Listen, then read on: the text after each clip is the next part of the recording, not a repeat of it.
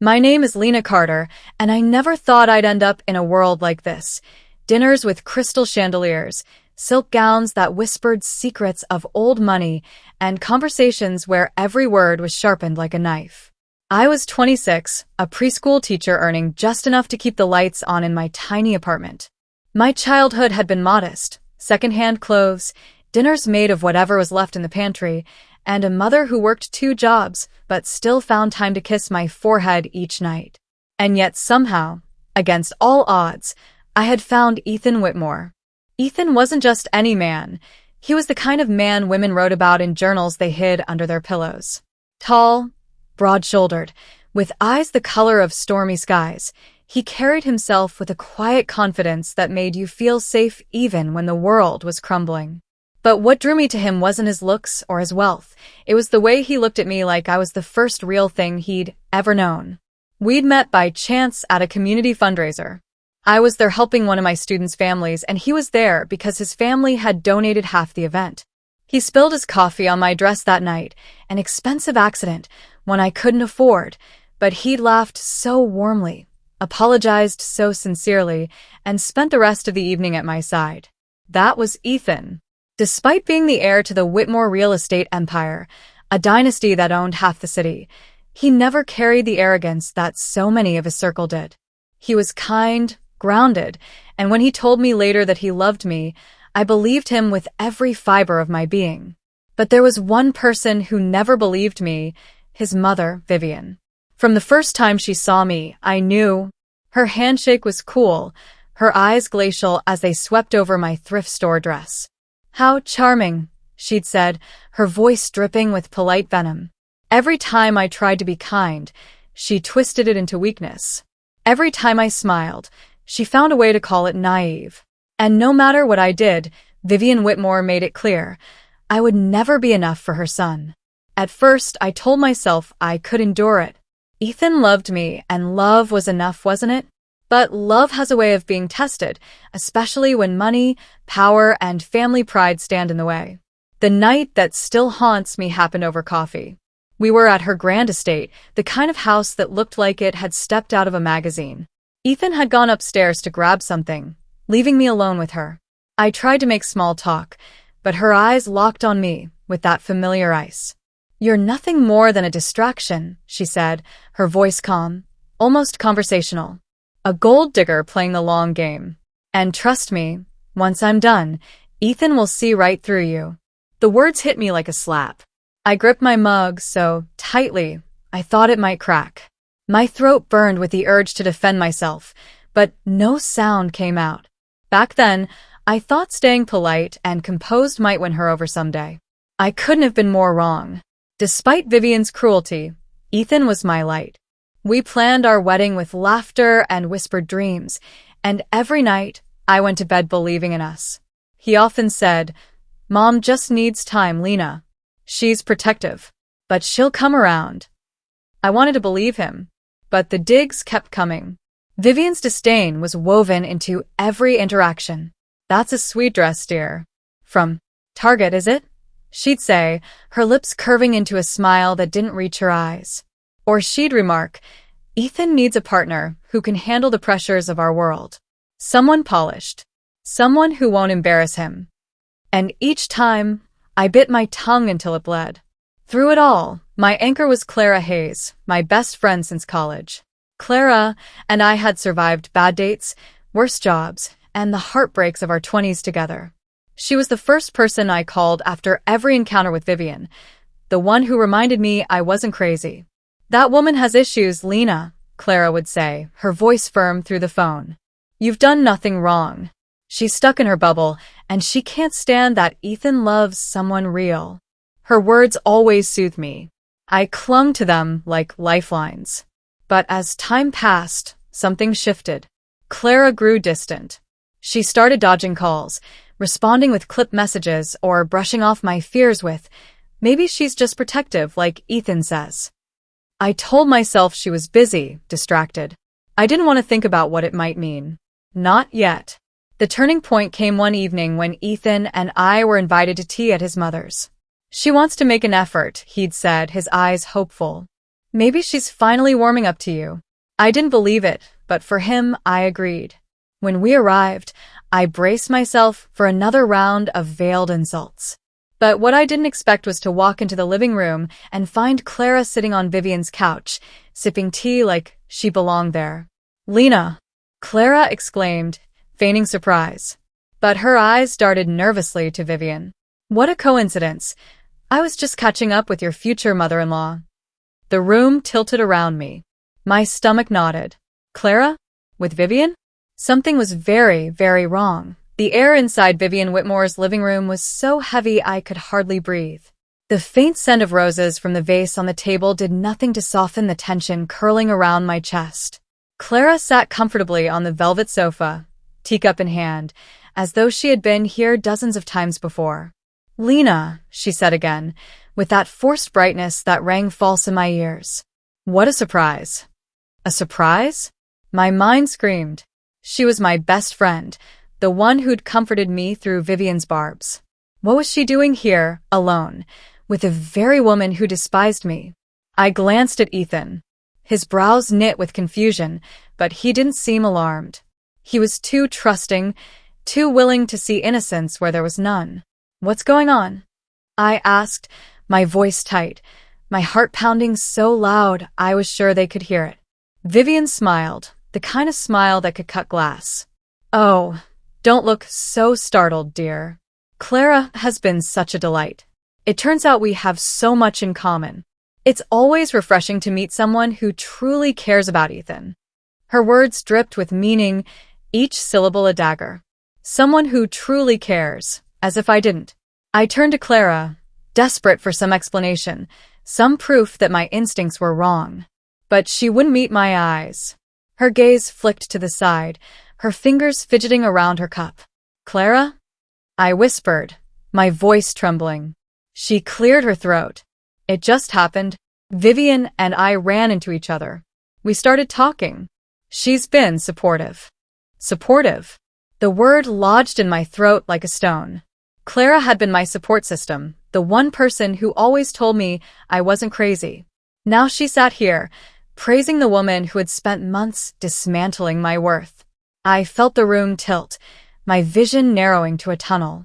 Something was unraveling, and I couldn't piece it together fast enough.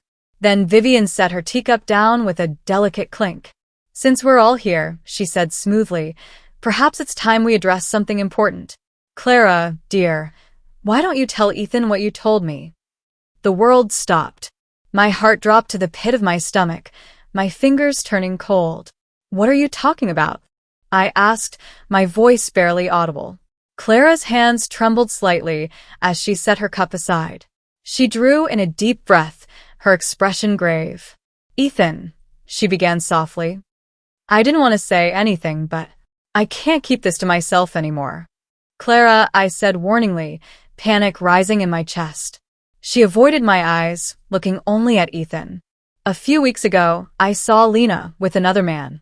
They were downtown at a restaurant. She was laughing with him, holding his hand. They kissed." Her voice cracked like this confession was painful for her. I didn't want to believe it, but I saw it with my own eyes. The words stabbed through me, each one sharper than the last. My knees nearly buckled. "That's not true," I burst out, my voice raw with desperation. "Clara, you're lying. Why are you doing this?" But Clara kept her gaze fixed on Ethan, her eyes shining with feigned sincerity. "I'm sorry, Lena," she whispered, "but he deserves to know the truth." Ethan's face had gone pale. He stared at me as though I were a stranger. His lips parted, but no words came. The silence was deafening. Finally, he spoke, his voice low and trembling. "Lena, is this true?" I shook my head violently, tears spilling hot down my cheeks. "No, Ethan. I swear to you I would never. I love you. I've never touched anyone else." But he looked back at Clara, torn, desperate for clarity. "You're sure?" he asked her, his voice breaking. Clara nodded, her expression heavy with false sorrow. "I'm sure. I wish I wasn't." And in that moment, I saw it. The flicker of guilt in her eyes, the hesitation she couldn't quite mask. But it was drowned out by the certainty she forced into her words. Ethan's chest rose and fell rapidly. His jaw clenched, his fists trembling at his sides. Then he turned back to me, his voice shattering into a shout. "How could you do this, Lena? After everything, after all my trust, you lied to me?" "I didn't." I cried, reaching for him, but he pulled back like my touch burned. "Get out," he said, his voice hoarse with rage. "I can't even look at you right now. Get the hell out." The world blurred around me. My body moved on instinct, stumbling toward the door as tears blurred my vision. My legs felt weak, my chest hollow, but somehow I made it outside. Behind me, the house stood tall and cold, its windows glowing in the evening light. Inside was the man I loved, broken by a lie. Inside was the woman who orchestrated it all. And sitting on that sofa was the friend I thought I could trust more than anyone else in the world. I pressed my hands to my face and sobbed, the sound swallowed by the night. My world had just collapsed. The days that followed blurred into one endless nightmare. I barely remembered how I got home that night.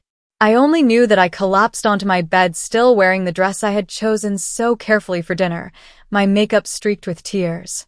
I clutched my phone to my chest, waiting, praying for Ethan to call and realize the truth. But he didn't. When my screen finally lit up, it wasn't his name. It was Clara's. My heart leapt before I realized what I was doing. I pressed decline. I couldn't bear to hear her voice, not after the dagger she'd driven into my life. The next morning, I called Ethan. His line rang and rang before going to voicemail. I left a message, my voice breaking as I begged him to believe me, to talk to me, to let me explain. He never called back. For 3 days, I repeated the same cycle. Calls, texts, voicemails, each more desperate than the last. "Please, Ethan. You know me. I would never do this. Please, don't let her lies come between us." Silence. On the 4th day, my messages stopped delivering. My number was blocked. The realization hit me like a car at full speed. He hadn't just doubted me. He had shut me out completely. I dropped my phone on the floor and curled into myself on the couch. The world outside my apartment kept moving. Traffic hummed, neighbors laughed, children played in the courtyard, but I was frozen in grief. Food lost its taste. Sleep came in restless fragments, each dream morphing into the same image. Ethan's face twisted in betrayal, his voice shouting, "Get the hell out." I wanted to scream, to fight, to claw my way back to him. But how could I fight a lie when the only person he believed was the one who had betrayed me? Clara. Her name burned in my chest like poison. I replayed that moment in Vivian's living room 100 times, searching for clues. The way her voice shook, the way her eyes darted. She knew she was lying. She knew she was destroying me. But why? I had no answers, only questions that clawed at me until my skin prickled with rage. One evening, I tried to call her, just to demand an explanation. My hand trembled so badly, I almost dropped the phone. She didn't answer. She never called back. Her silence was confirmation enough. Meanwhile, across town, Ethan sat alone in his apartment, a half-empty bottle of whiskey on the table before him. His usually neat living space was in disarray, papers scattered, clothes thrown haphazardly across the couch. He hadn't shaved in days, his hair sticking out in uneven tufts. Clara's words replayed in his mind like a broken record. "I saw Lena with another man. They kissed." Every time he tried to picture it, his stomach turned. The image of Lena, his Lena, laughing with someone else, betraying him, sent a violent shudder through his body. He would grip the bottle tighter, drink deeper, trying to drown the memory. But then, in quieter moments, doubt crept in. The way Lena had begged him, her eyes wide with pain, her hands reaching for him. She hadn't looked like a liar. She had looked like a woman whose heart was being ripped out. What if he had made a mistake? He shook the thought away. Clara wouldn't lie. Clara had always been kind, steady, loyal. Why would she invent something like that? Still, Ethan hadn't spoken to her since that night. He avoided her calls, avoided his mother, avoided everyone. The only person he wanted to hear from was Lena, and yet every time his phone buzzed with her name, he forced himself not to answer. Because if he let himself listen, he was afraid he would believe her. And if he believed her, then he'd have to admit that he had torn them apart for nothing. So he drowned his doubt in whiskey, in silence, in anger. Vivian, on the other hand, found her victory bittersweet. For weeks, she had wanted Lena gone, convinced the young woman was a threat to her son's future. When Clara had given her the perfect weapon, Vivian had wielded it without hesitation. The look on Lena's face when Ethan had shouted at her, that had been satisfying. Or so she thought. Now, as she sat alone in her pristine dining room, Vivian felt the first whispers of unease. Ethan hadn't visited. He hadn't called. The few times she had checked on him, he was curt, almost cold. This wasn't the triumphant outcome she'd envisioned. She had wanted Ethan free, strong, grateful. Instead, he was broken, withdrawn, his once bright spirit dimmed. And, though she tried to silence it, another thought kept returning. The way Lena had looked at Ethan that night, the raw, desperate honesty in her eyes. Vivian pressed her lips together, forcing the image away. She told herself it was nonsense. A performance. Manipulation. But doubt had been planted, and it was slowly taking root. As for me, I sank further into despair with each passing day. I stopped answering the phone. I stopped going to work. Even small tasks, washing dishes, brushing my hair, felt impossible. The mirror showed a hollow version of me. Pale skin, bloodshot eyes, lips cracked from dehydration. But worst of all was the silence. The silence where Ethan's love used to be. It was louder than any scream, heavier than any blow. And I didn't know if I would survive it. The seventh night after Ethan cast me out, I woke with a start. My chest heaved as though I had been running, sweat soaking the sheets. The dream lingered, Ethan turning away, his hand in Clara's, both of them laughing while I screamed for him. I sat up and pressed my palms to my temples. My apartment was silent, save for the hum of the refrigerator. The silence mocked me. I stumbled to the bathroom, flicking on the harsh light. The woman in the mirror was unrecognizable, sunken cheeks, hair tangled, eyes swollen from tears. My reflection looked like a stranger wearing my skin.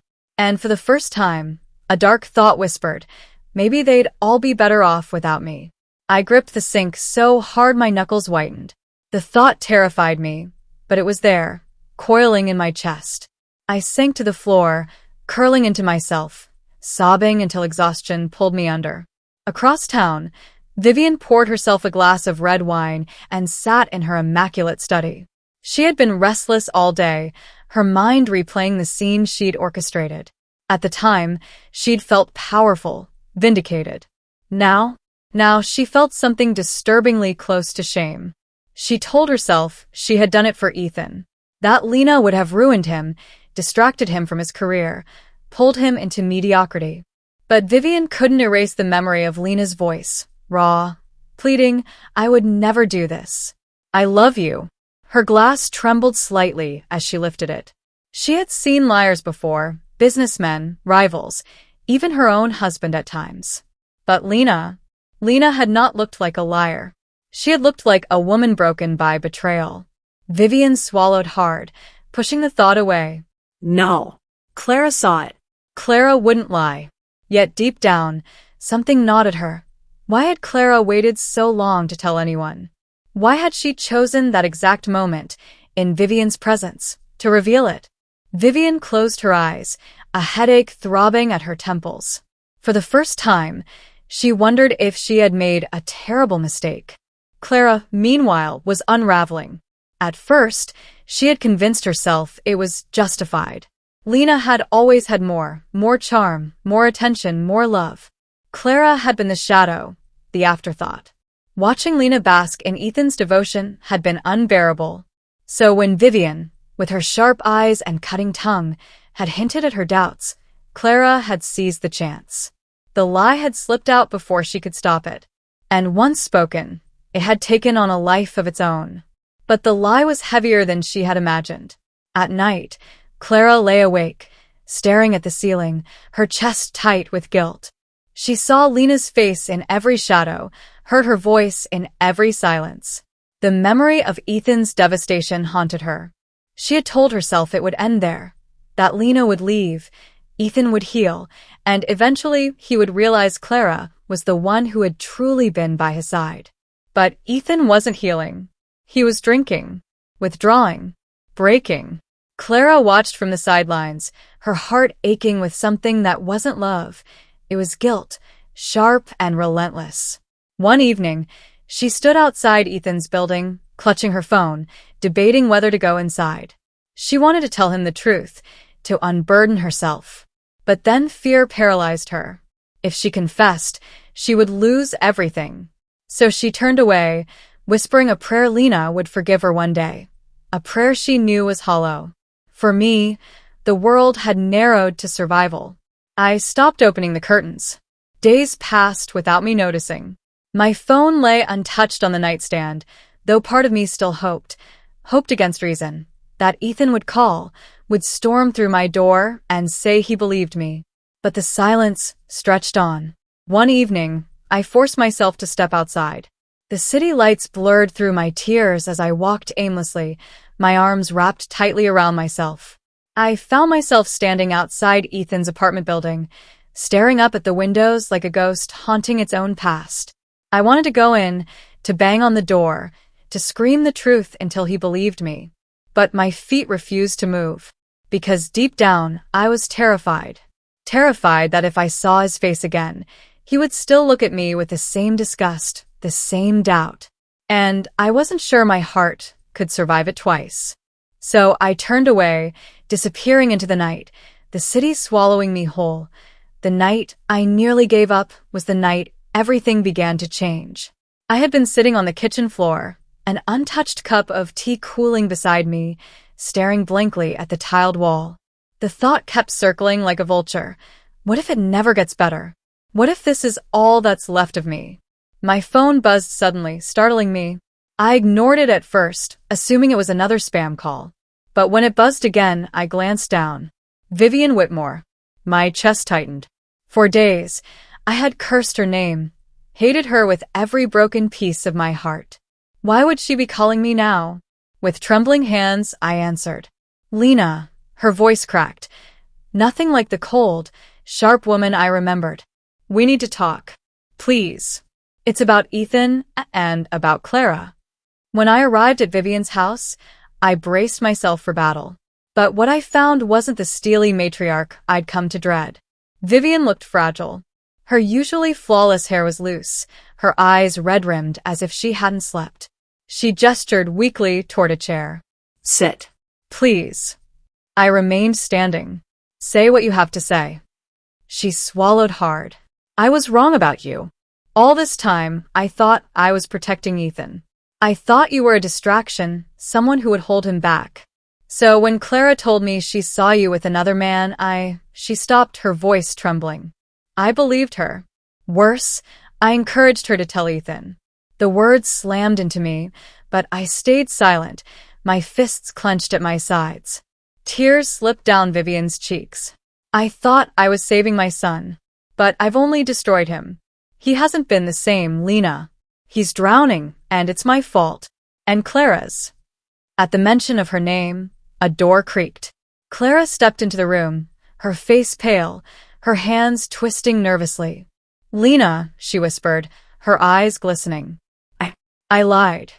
My knees nearly buckled. I grabbed the back of a chair to steady myself. I never saw you with anyone. I made it up. I was jealous and angry, and I told myself Ethan deserved to know a lie because I couldn't stand watching him love you the way he did. But it's destroyed everything. Her voice cracked, and for the first time, she looked small, broken. I stared at her, my heart pounding with fury. Do you have any idea what you've done to me? To him? You took the one person I trusted more than anyone, and you turned him against me. I know, Clara sobbed. And I'll never forgive myself. Vivian stepped forward, her voice trembling. Lena, I know we don't deserve your forgiveness. But Ethan needs to hear this, from both of us. Please, come with me. That night, we went together to Ethan's apartment. My heart hammered the entire elevator ride, my palms slick with sweat. When the door opened, Ethan stood there, unkempt, weary, eyes shadowed with sleepless nights. The sight of him nearly undid me. Lena, his voice was hoarse, stunned. His eyes darted from me to his mother, then to Clara. What the hell is this? Vivian spoke first. Ethan, listen to me. I was wrong. I pushed Clara to tell you something she claimed to have seen, and I believed her. But it wasn't true. Lena never betrayed you. He froze. His gaze snapped to Clara. Is that true? Clara's shoulders shook as she nodded. I lied. I made it all up. I was jealous, and I wanted to hurt her. I'm sorry, Ethan. I'm so sorry. The silence that followed was suffocating. Ethan's face strained of color. He stumbled back a step, bracing himself against the wall. You lied? His voice cracked with disbelief. And you, he turned to Vivian, his eyes blazing. You believed her? You helped her? You destroyed us. Vivian's tears flowed freely now. I know, son. And I'll regret it for the rest of my life. But Ethan barely heard her. His gaze found mine, trembling, uncertain, filled with pain. Lena, I swallowed hard, tears streaming down my cheeks. I tried to tell you. I begged you to believe me. He pressed a hand to his mouth, his entire body shaking. Then, in a hoarse whisper, he said, I ruined everything. I stepped forward slowly, every nerve in my body screaming with fear and hope. You broke me, Ethan. You let their lies destroy us. But I still love you. God help me, I never stopped. He crumbled then, crossing the room in 2 strides, pulling me into his arms. His sobs racked his chest as he buried his face in my hair. I'm sorry, he choked. I'm so sorry, Lena. I should have trusted you. I'll never forgive myself for what I did to you. I clung to him, both of us trembling, our tears mingling. For the first time in weeks, I felt like I could breathe. Behind us, Vivian turned away, ashamed, while Clara sank into a chair, her sobs filling the room. But I didn't care about them anymore. All that mattered was Ethan, his arms around me, his voice whispering broken apologies, his love shining through the wreckage. The road to healing wasn't easy. Trust, once shattered, doesn't rebuild overnight. But Ethan fought for me. Every day. He showed up. He listened. He held me through the nightmares, whispered his love until I began to believe it again. Vivian kept her distance at first, but slowly, she began to earn back my forgiveness too. Her walls cracked, and beneath them was a woman who loved her son fiercely, but had been blinded by pride. It took time, but we found a fragile truce. As for Clara, she disappeared from our lives. I don't know where she went, and I don't care. Some betrayals are too deep to ever mend. But Ethan and I, we chose to rise from the ashes. Not perfect, not untouched, but together. And that was enough.